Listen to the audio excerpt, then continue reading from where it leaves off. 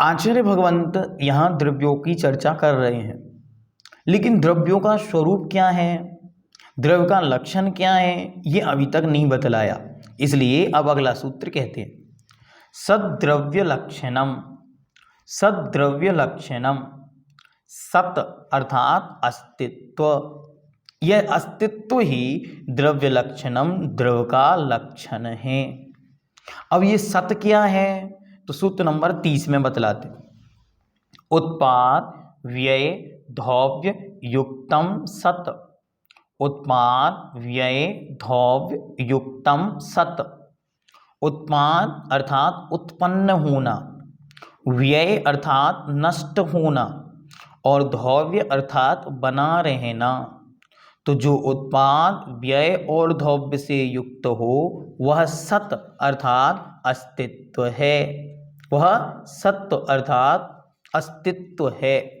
उत्पाद नवीन पर्याय की उत्पत्ति होना, व्यय पूर्व पर्याय का विनाश होना, और धौव्य पूर्व पर्याय का विनाश और नवीन पर्याय की उत्पत्ति होने पर भी अपने अनादि द्रव्य स्वभाव को नहीं छोड़ना, इसका नाम है धौव्य।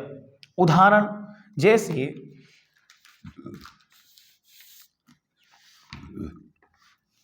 आपके पास एक सोने का कंगन था और वह सोने का कंगन किसी निमित्त से टूट गया। अब सोने का कंगन टूटा तो आपने कहा कि अब इसका हार बनवा दीजिए, तो उस कंगन का बना हार। तो जो कंगन चूड़ी टूटी ये तो हुआ व्यय, नवीन जो हार बना वह हुई उत्पाद उत्पत्ति। और इन दोनों के बीच जो हमारा सोना, उसका पीत धर्म पीलापन और उस स्वर्ण की जो गुणवत्ता थी वो बराबर है, इसका नाम है धौव्य। ऐसे ही पूर्व पर्याय में हम कहीं थे, उसको छोड़कर यहाँ आए तो पूर्व पर्याय का व्यय हुआ, इस पर्याय की उत्पत्ति हुई, और दोनों में मेरा जीव नाम का तत्व, जीव नाम का द्रव्य सुरक्षित है और उसका ज्ञान दर्शन सुरक्षित है। तो उत्पाद व्यय और धौव्य। जैसे आपने घी की उत्पत्ति के लिए क्या किया, दही का विनाश कर दिया। दही को या दुग्ध को आप दही बना के मट्ठा बना के उसमें से घी निकाल दिया।